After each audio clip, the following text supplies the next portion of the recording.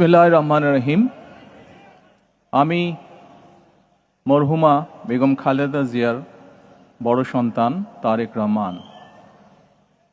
আমি আজকে এখানে উপস্থিত সকল ভাইয়েরা এবং বোনেরা যারা উপস্থিত আছেন, মরহুমা বেগম খালেদা জিয়া জীবিত থাকাকালীন অবস্থায় যদি আপনাদের কারো কাছ থেকে কোনো ঋণ নিয়ে থাকেন, দয়া করে আমার সাথে যোগাযোগ করবেন, আমি সেটি পরিশোধের ব্যবস্থা করব ইনশাআল্লাহ।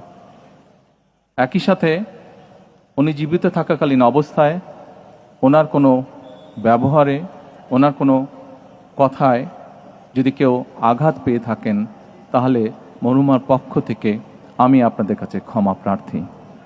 দোয়া করবেন আল্লাহ তাআলা যাতে ওনাকে বেহেশত দান করেন। আসসালামু আলাইকুম।